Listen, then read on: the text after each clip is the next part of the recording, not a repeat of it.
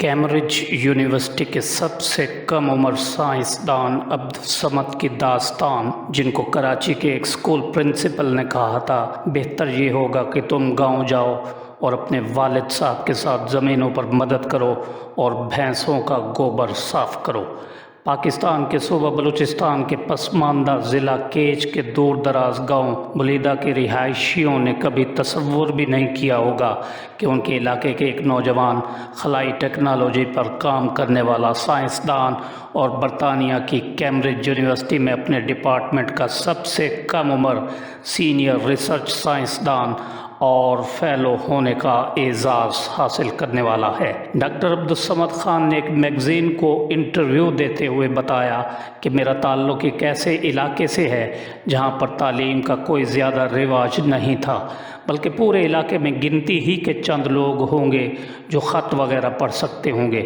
मेरे वालिदैन ने कभी स्कूल का मुँह नहीं देखा था, मगर बचपन ही से उनकी ख्वाहिश थी कि हम पढ़ लिख जाएँ। हमारी थोड़ी सी ज़मीन भी थी और इलाके में ज़िम्मेदार मशहूर थे, मगर हमारी ज़मीनों पर वो पैदावार नहीं होती जो होनी चाहिए। चुनांचे वालदा मेरी ज़रूरतें पूरी करने के लिए क्या क्या करती थीं बयान नहीं कर सकता। इससे बढ़कर ये कि वालिद साहब को इकबाल के कुछ अशआर याद थे जो वो मुझे और मेरे भाइयों को हर वक्त सुनाया करते थे, जिससे हिम्मत बन जाती थी और कुछ करने का हौसला पैदा होता था। पढ़ाई लिखाई में मेरी दिलचस्पी को देखते हुए वालिद साहब हमें साथ लेकर कराची के इलाके लियारी पहुंच गए। जब मैं पहली मर्तबा कराची गया तो यकीन करें कि मुझे ऐसे लगा कि ये कोई और ही दुनिया है। लोगों का हजूम, गाड़ियाँ, ट्रैफिक और रंग बिरंगी रोशनियाँ देखकर हैरत ज़दा रह गया था। रात के वक्त जलती लाइटें देखकर मुझे ऐसे लगा कि जैसे मैं किसी रोशनियों के शहर में पहुंच गया हूं। लियारी में एक उर्दू मीडियम स्कूल में दाखिला लिया, मगर जल्द ही अंदाज़ा हो गया कि जब तक अंग्रेज़ी अच्छी नहीं होगी उस वक्त तक तरक्की करना मुमकिन नहीं है। इस सूरत हाल का अंदाज़ा होने के बाद वालिद साहब को बताया कि मुझे इंग्लिश मीडियम स्कूल में दाखिला लेना है, जिस पर वालिद साहब मुझे क्लिफ्टन कराची में वाक़ शोहरत याफ्ता स्कूल ले गए, जो कि उनकी इस्तिताअत से बढ़कर था, लेकिन उन्होंने मेरे शौक़ की खातिर मुझे वहाँ पढ़ाने की ठान ली थी। मैं एक देहाती बच्चा था जो शहरी तरीके तो ज़्यादा नहीं जानता था, मगर मेरे पास वालिदैन का दिया हुआ एतमाद और कुछ कर गुज़रने का हौसला था। इस मौका पर प्रिंसिपल साहिबा ने अपने दफ्तर में वालिद साहब की मौजूदगी में मेरा इंटरव्यू लिया और अंग्रेज़ी ही में मुझसे बातचीत शुरू कर दी। हालांकि वालिद साहब ने प्रिंसिपल को पहले बताया था कि ये यहाँ दाखिला लेना ही इसलिए चाहता है कि इसकी अंग्रेज़ी बेहतर हो सके। सूरत हाल ये थी कि अंग्रेज़ी तो मुझे आती नहीं थी, मगर समझ लेता था। सबसे पहले अंग्रेज़ी में मेरा नाम पूछा, जिसका मैंने उर्दू में जवाब दिया। इसके बाद उन्होंने पूछा कि वालिद साहब क्या करते हैं। मैंने बताया कि ज़मीनों पर काम करते हैं। इस तरह उन्होंने कुछ और सवाल पूछे, जिसमें से कुछ समझ में आए और कुछ नहीं। शायद उनको उर्दू में मेरे जवाब नागवार गुज़रे। हालांकि मैंने उनको ये बताने की भी कोशिश की थी कि अगर मुझे दाखिला मिल गया तो मैं बहुत मेहनत करूँगा, मगर इसके बावजूद उन्होंने आखिर में मुझे कहा बेहतर ये होगा कि तुम गांव जाओ और अपने वालिद साहब के साथ ज़मीनों पर मदद करो और गाय भैंसों को चारा डालो और उनका गोबर वगैरह साफ़ करो। ये ऐसे अल्फाज थे जिनको सुनकर मेरी आंखों में आंसू आ गए थे, जबकि वालिद साहब मुझसे नज़रें चुरा रहे थे। मैं उस वक्त 7वीं क्लास का तालिब इल्म था। मेरा दिल टूट सा गया, मगर मेरी तो तरबियत ही कुछ और तरह की हुई थी। मुझे तो हौसले और अज़्म का सबक सिखाया गया था। मैंने बग़ैर सोचे समझे प्रिंसिपल साहब से कहा कि कुछ अर्सा बाद आप मुझसे मिलने के लिए तरसेंगे। मेरी ये बात सुनकर प्रिंसिपल साहब मुस्करा दिए, लेकिन अब मैंने सोच लिया था कि मैं कुछ बनकर दिखाऊंगा। मैं उस वक्त 7वीं जमात का तालिब इल्म था। मैं वापस अपने वालिद के साथ गाँव आ गया। हर वक्त उदास और परेशान रहने लगा। प्रिंसिपल की बातों की वजह से दिल बहुत मग़मूम था, लेकिन इसके बावजूद मैं कुछ करना चाहता था। मेरे वालिद ने जब मेरी ये हालत देखी तो कहा कि बेटा, मेरी दुआएं तुम्हारे साथ हैं। तुम प्रिंसिपल की बातों को दिल पर न लो, बल्कि हिम्मत और अज़्म से अपनी तालीम पर तवज्जो दो और अपनी मेहनत जारी रखो। انشاءاللہ تجھے مقام ضرور ملے گا۔ یہ بات تو ذہن نشین ہو گئی تھی کہ انگریزی سیکھنا لازم ہے۔ کچھ دنوں بعد دوبارہ والد صاحب کے ساتھ کراچی گئے۔ لیاری میں ایک انگلش میڈیم سکول کے بینرز اور پوسٹرز لگے ہوئے تھے۔ میں نے والد صاحب سے کہا کہ مجھے اس اسکول میں داخل کروا دے۔ انگریزی سیکھنے کے لیے میں نے خود ہی کوشش کر دی۔ کبھی انگریزی اخبار مل جاتا تو وہ پڑھتا، کبھی گرامر کی کوئی کتاب پڑھ لیتا، ساتھ میں اسکول کے اساتذہ سے جو مدد مل جاتی اس سے پڑھائی بھی کر لیتا تھا۔ گو کہ یہ ایک چھوٹا اسکول تھا، لیکن کچھ اساتذہ انتہائی محنت سے پڑھایا کرتے تھے۔ جب میٹرک کے امتحان تھے تو لوگوں نے مجھے بھی نقل کرنے کی ترغیب دی، مگر میں نے انکار کر دیا کہ مجھے اپنی محنت کا پھل چاہیے اور محنت کا پھل ضائع نہیں ہوتا۔ یہی میری والدہ کی بھی مجھ کو نصیحت تھی اور ہوا بھی یہی۔ میٹرک کا جب نتیجہ آیا تو میرا A1 گریڈ آیا تھا۔ میں نے میٹرک سن 2003 میں کیا تھا، جبکہ اسی سال کے آخر میں DJ سائنس کالج کراچی میں داخلہ لینے میں کوئی دقت پیش نہیں آئی۔ مایہ ناز سائنسدان ڈاکٹر عبدالقدیر خان بھی اس کالج کے طالب علم رہے تھے۔ FSC کے دوران میں ٹیوشن بھی پڑھاتا رہا، کیونکہ ظاہر ہے والدین پر اتنا بوجھ نہیں ڈال سکتا تھا۔ لیکن اس کی دوسری وجہ یہ بھی تھی کہ مجھے درس و تدریس اور تحقیق سے دلچسپی تھی۔ مجھے لگا تھا کہ اگر میں پڑھاؤں گا تو زیادہ سیکھوں گا، اور ہوا بھی یوں ہی۔ FSC کا سلسلہ اسی طرح چلتا رہا، اور جب نتیجہ آیا تو یہاں پر بھی میں نے A1 گریڈ حاصل کیا۔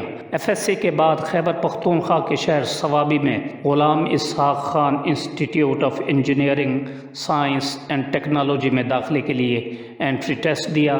تیاری پوری تھی، چنانچہ انٹری ٹیسٹ شاندار طریقے سے پاس کیا اور 100% اسکالرشپ ملی۔ میرے بھائیوں نے تعلیم کو عملاً خیر بات کہہ دیا تھا۔